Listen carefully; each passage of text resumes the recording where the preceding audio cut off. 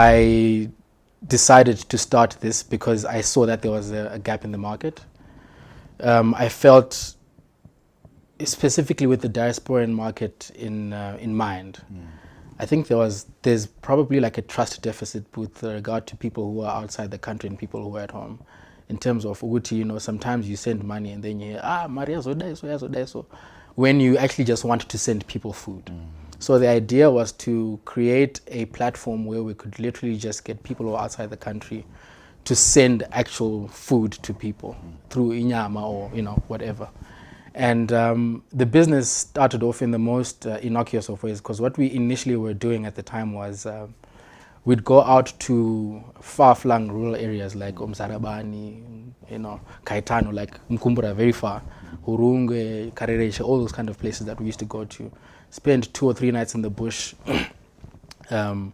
making friends with mosquitoes and the local people there, and buying the meat and, you know, buying cattle from them.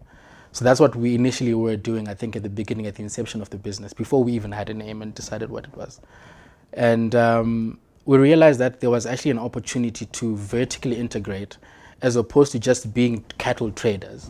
We could actually then become a vertically integrated business where we control basically most, if not all, of our processes in the value chain. So from production and procurement all the way up to sales and distribution. So as is, with the only part of our production value chain that we do not control is for example, like an abattoir. We don't have one yet. Okay. So that was the idea behind Nyama Dot Bantu, and the name.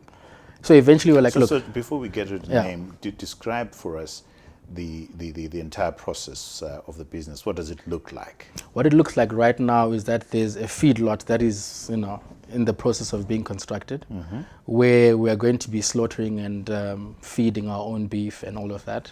So every 90 days we take beef out and then we get it slaughtered at an abattoir that's probably close around Harare. And then we distribute through our own retail outlets. We've got a flagship store in Highfield in Machipisa, where we basically sell from. And then we also have an online platform that is supposed to cater for the diaspora market, where anyone in Australia, New Zealand, South Africa, Botswana, UK, America, you can order your meat with us online. And then we will take payments, Visa, credit card, and whatever. And then we will distribute and we'll give to your relatives here back home. And then we also have a retail side where we basically deal with with walk-in traffic. And we are in what I would call my spiritual home, like Machipisa, Highfield, because I was born in Highfield. Okay. And my wife as well, she was born in Highfield. And so it's got a lot of symbolic importance for me, because that's literally the area that made me.